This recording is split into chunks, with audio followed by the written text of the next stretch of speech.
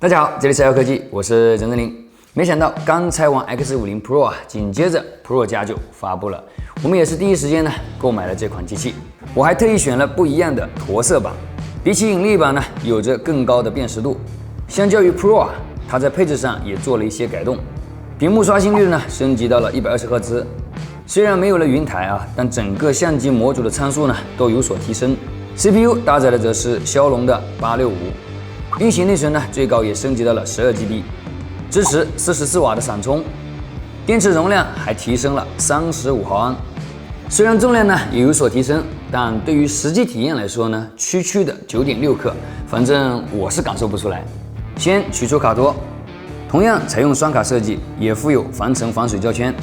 后盖呢是树皮的，稍微加热一下就好，时间不要太长。用平刀从底部卡入。向上挑起一点缝隙，果然啊，不出我所料，用指甲即可轻松将其划开。镜头保护盖呢，同样是金属材质，开孔的位置也都有泡棉填充，在对应电池的位置呢，则是一大块相对更厚实的缓冲泡棉做填充，毕竟是塑料盖板嘛。下面呢还印有后盖的生产日期，内部的布局呢并没有什么变化，常规的3段式结构。很可惜啊。X50 全系列都没有无线充电，虽然我自己呢是不怎么用无线充电啊，但对于一款售价为5998元的旗舰机来说，它算不算是一种遗憾呢？先拧下所有的螺丝，取下盖板，闪光灯呢变成了2颗，同样和后置传感器为一条排线，右侧则是 NFC， 先断电，断开所有天线。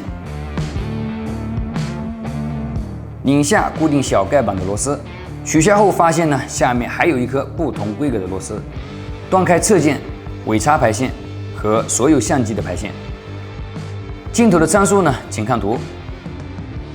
可以看到主摄相较于 Pro 明显大了一圈，主板上连接座的外圈呢，并不是橡胶圈，而是全部采用了泡棉，防水能力呢还有所下降。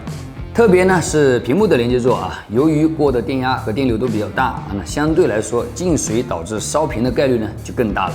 现在基本所有的旗舰机呢都采用双层主板的设计，这也意味着接下来的维修行业呢，掌握安全的分层技术啊，将会成为入门的基本功。这是主板所有作者的维修参数，放图片给大家参考一下。由于屏幕的设计一样，听筒也同样采用长条状嵌入中框。大面积的铜箔下方呢，就是 CPU 和硬盘了。封胶的处理也是显而易见的。拧下底部的螺丝，取下盖板。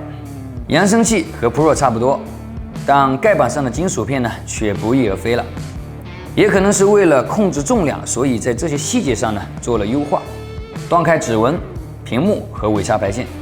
可以看到底部排线的连接座呢，还是用了橡胶圈的。副板也是这么的眼熟。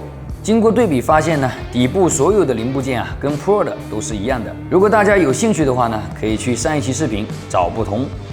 撕开易拉胶，取下电池，确实是多了35毫安，那又何必呢？接下来拆震动，差点又把它给忘了。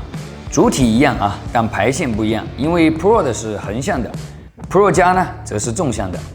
内部比较明显的不同呢，就是 CPU 和主摄。